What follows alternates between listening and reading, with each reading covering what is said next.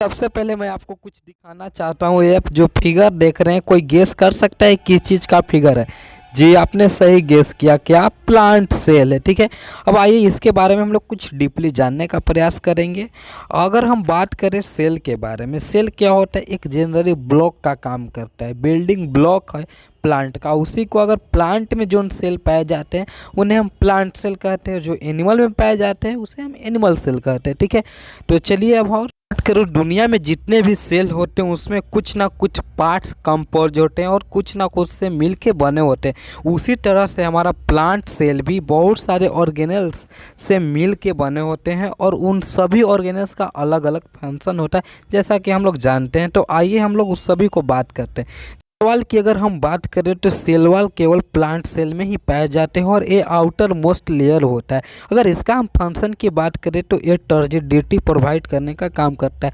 देखते हैं, एक अगर एनिमल सेल लें और एक प्लांट सेल लें तो दोनों का हार्ड किसका होता है? सेल वो हमारा प्लांट सेल का होता है। किसके वजह से? सेल वॉल की वजह से। जो सेल वॉल अगर किस चीज़ का बना होता है तो सेलुलोज का बना होता है। अब इसका हम कुछ फंक्शन की बात करते हैं। जैसे ये दिन भर देख सकते हैं आप लोग, डे टाइम में हमेशा धूप में खड़ा रहता है, कितना भी अगर ठंडा भी रहे तो ये खड़ा रहता है। ये सब एक्स्ट्रा प्रोटेक्शन के लिए दिया जाता है इसको सेल वॉल। लेकिन वही अगर हम बात करें एनिमल सेल में तो ऐसा कुछ नहीं होता। अगर आप धूप में खड़ा रहते हैं तो आपके लिए वो इन्फेक्शन साबित हो सकता है। अगर ठंड में खड़ा रहते हैं वो भी आपके लिए इन्फेक्शन साबित हो सकता है, क्योंकि आपका बॉडी टेम्परेचर वैसा रेगुलेट नहीं कर पाएगा। तो ये सब कुछ फंक्शन थे जो प्लांट सेल को बचाने का काम करते हैं। ठीक है, अब आगे हम बात करते हैं। अभी हम लोग बात करने वाले हैं न्यूक्लियस के बारे में। न्यूक्लियस का जैसा फिगर जानते हैं राउंड शेप का होता है और इसका जो जितने फंक्शन की अगर हम बात करें, जितने भी सेल में काम होते हैं सभी को कंट्रोल करने का काम करता है। अगर कोई काम को करना है तो सबसे पहले आपको इससे इन्फॉर्मेशन लेना होगा।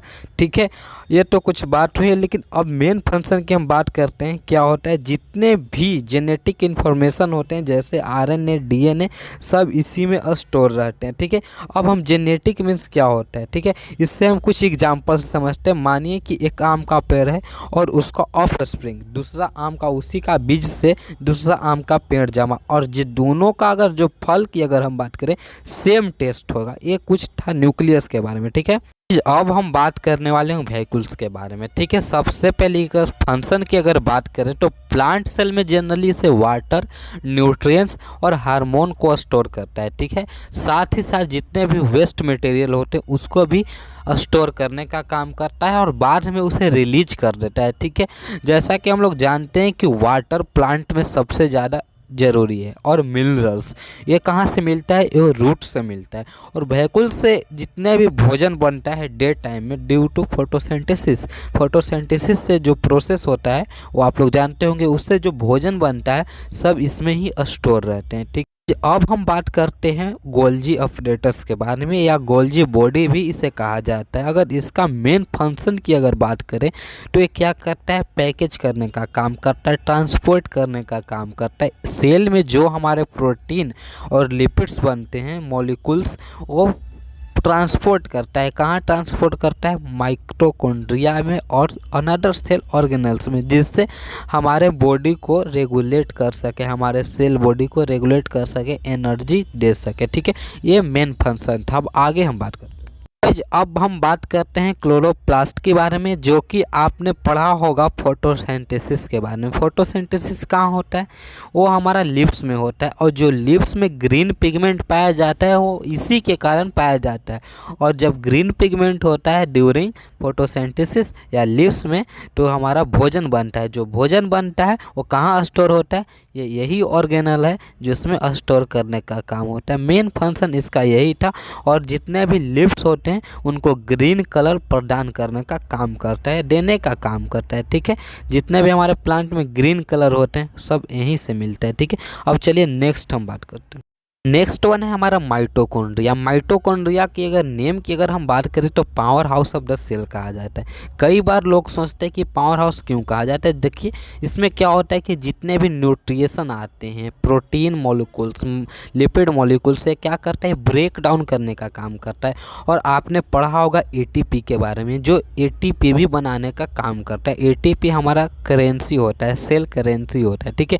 अगर एटीपी जनरेट करता है जिसके वजह से पावर हमारे सेल को मिलता है। जब पावर मिलता है तो पावर का जनरेशन कौन किया, यही किया माइटोकॉन्ड्रिया। इसी वजह से इसे हम लोग powerhouse of the cell कहते हैं, ठीक है। अगर वो प्लांट में है तो powerhouse of the plant, अगर एनिमल में है तो पावर हाउस ऑफ द।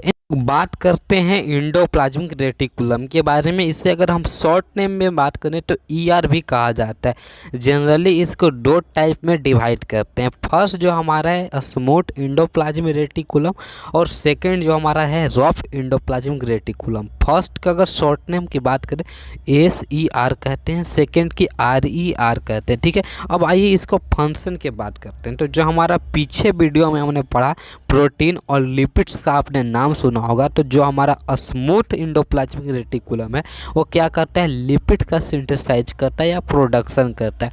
और जो हमारा रफ इंडोप्लाज्मिक रेटिकुलम वो क्या करता है, प्रोटीन का सिंथेसिस करता है, ठीक है। तो ये हमारा कुछ फंक्शन थे रेटिकुलम के बारे में, और इसका जो होल वीडियो की मैं बात करूंगा वो अलग अलग पार्ट में आएगा आपको, ठीक है। तो अगर आप मेरा वीडियो आपको पसंद आता है तो चैनल पर क्या करना है, लाइक शेयर सब्सक्राइब और अपने फ्रेंड के साथ भी शेयर करना है। तो ठीक है, मिलते हैं नेक्स्ट वीडियो में।